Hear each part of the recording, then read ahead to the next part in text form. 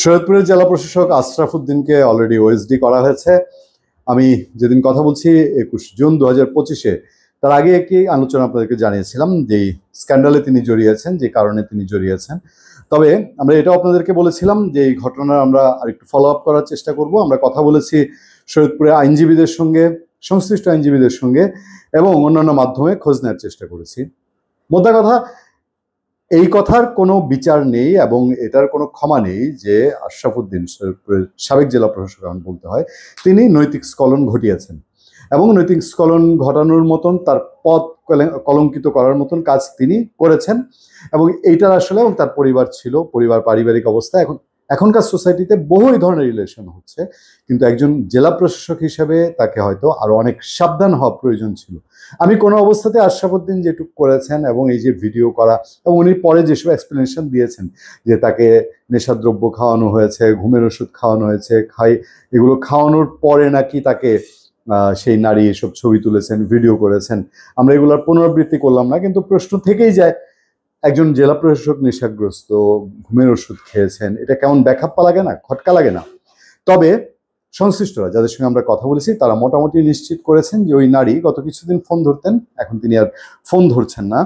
সেই নারী একটা পর্যায়ে এসে টাকার জন্য প্রচন্ড রকম চাপ দিয়েছেন আশরাফ উদ্দিনকে। আশরাফ উদ্দিনের যেসব ব্যাংক রিসিট আমরা পেয়েছি, তিনি হয়তো দিয়েছেন ফরিদপুরের সাংবাদিক এবং আইনজীবীদের, সেই মাধ্যমেই আমরা পেয়েছি। সেখানে দেখা যাচ্ছে যে এর মধ্যে 3 দফায় 1 লাখ 1 লাখ করে 2 লাখ এবং আরো 80,000 টাকা ওই নারীর নামে তিনি ট্রান্সফার করেছেন। এসব নিয়ে ওই নারীর বক্তব্য জানা সম্ভব হয়নি। এবং ফরিদপুরের একজন আইনজীবীকে ওই নারী কন্ট্যাক্ট করেছিলেন মধ্যস্থতা করার জন্য, এই বিষয়টা যেন একটা মধ্যস্থতা বা সমঝোতা করে দেয়। সেই মধ্যস্থতা বেশ কিছু দূর গড়িয়েছিল, এমন পর্যায়ে গড়িয়েছিল যে আশরাফ উদ্দিন এবং ওই নারী দুজনেই ওই আইনজীবীকে মেনেছিলেন। আইনজীবী বলেছিলেন বিয়ে করার জন্য, আশরাফ উদ্দিন রাজি হয়েছিলেন, শরীয়তপুরের ডিসি, তিনি রাজি হয়েছিলেন বিয়ে করতে, কিন্তু ওই নারী শেষ পর্যন্ত আর বিয়েতে রাজি হননি। তার দাবি ছিল যে আশরাফ উদ্দিন তাকে পরে হয়তো মারধর করবে, প্রতিশোধ নেবে এবং শান্তিতে থাকতে দিবে না। যদিও আশরাফ উদ্দিন নিশ্চয়তা দিয়েছিলেন তাকে দ্বিতীয় স্ত্রীর মর্যাদা দিয়ে তাকে ফ্ল্যাট টেট দেওয়া হবে। যাই হোক, এরপর ওই নারী 5 কোটি টাকা আশরাফ উদ্দিনের কাছে দাবি করে, অন্তত আইনজীবীরা তাই বলছেন এবং মধ্যস্থতা যারা করেছেন তাদের মাধ্যমেই জানা যাচ্ছে যে 5 কোটি টাকা শরীয়তপুরের ডিসির কাছে দাবি করেছিলেন সেই নারী। এবং 5 কোটি টাকা দাবির পর তাকে মাসে মাসে আবার টাকা দেওয়ার কথা ছিল, সেই টাকাই ওই 2,80,000 আমরা যেটা বললাম সেইটা দিয়েছেন এই নারী। ওই ডিসি সাহেবের খুব কাছের আত্মীয়ই বলা যায়, মানে পারিবারিক বন্ধন, পারিবারিক ছবি আমরা দেখতে পাচ্ছি। যদিও আমি আশরাফ উদ্দিন সাহেবের স্ত্রীর ছবিটা আমি এখানে ডিলিট করে দিয়েছি, এই ছবিতে আশরাফ উদ্দিন সাহেবের স্ত্রীর ছবিও আছে।